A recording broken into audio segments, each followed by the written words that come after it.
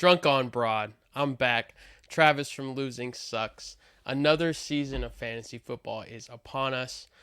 We are actually a couple weeks in now, a little delay on the start here, but I'm bringing you some information headed into week 3. Hopefully, you're not 0-2. If you are, let's crawl out of it. The Eagles are 2-0. The Cowboys are 2-0. They are headed for a clash course in the division. It should be fun. I'll get to the Dallas defense here in a little bit. Let's jump into some fantasy football.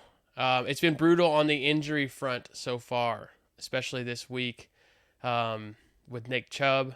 It's also been brutal on the stud quarterbacks, your Lamar Jackson, Justin Fields, Joe Burrow crew. Now Joe Burrow with the calf injury. It's been rough. You have to weather the storm. You drafted these guys to perform for you. It will get better. Brighter days are ahead.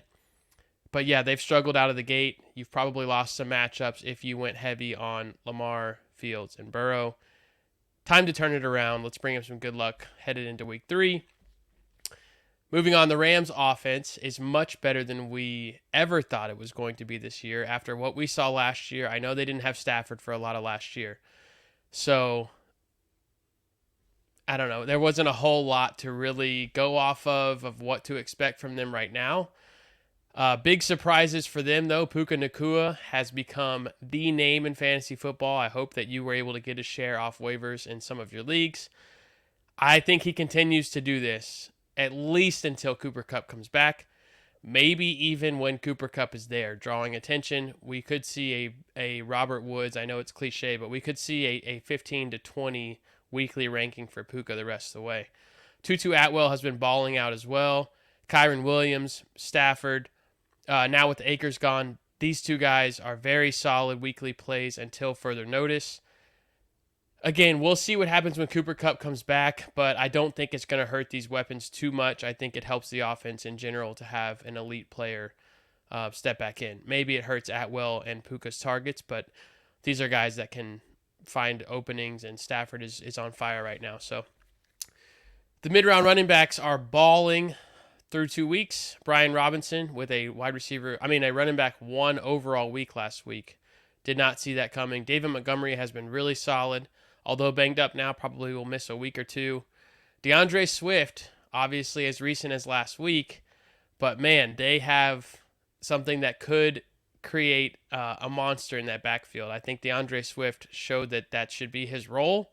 I don't know how Philly fans feel about Gainwell. I'm sure that they're high on everybody that steps in the backfield. Even Boston Scott has a yards per carry over 8, I think.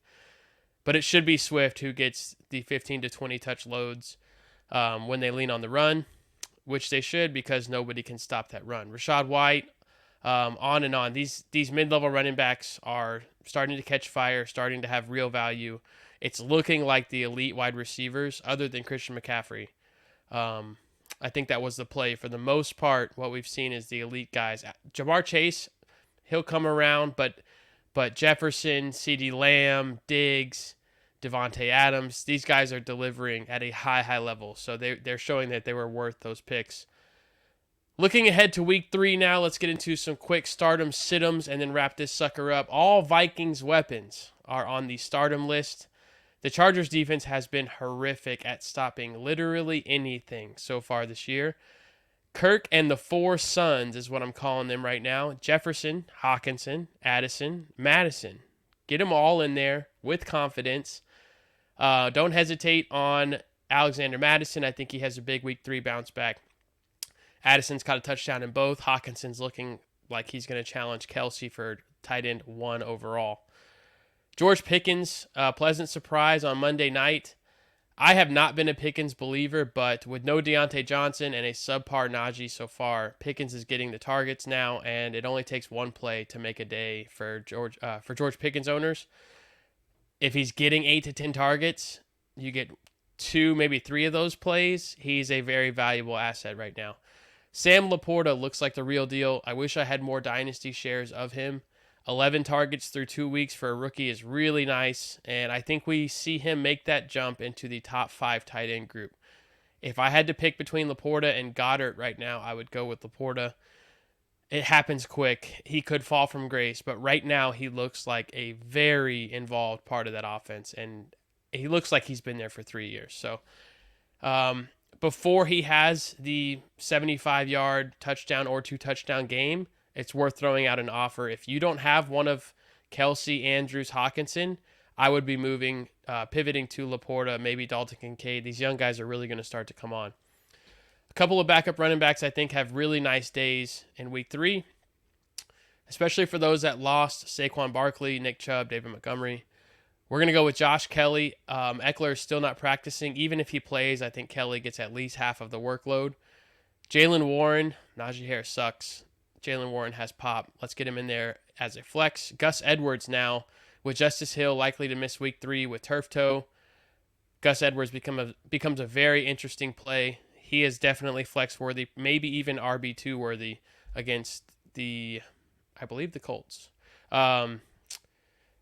Stardom, Situm. We are now with the Situms. I'll give you 3 here. Daniel Jones was the QB1 overall last week, but now gets the San Francisco defense. And he has no Saquon Barkley behind him, already ruled out. Go with another option. Don't ride the high of last week. It's going to be ugly for Daniel Jones and the Giants. Number 2, James Conner. It has been really, really good for James Conner so far, both volume and production. But in comes the Dallas defense. I know the Eagles fans are watching Dallas defense closely.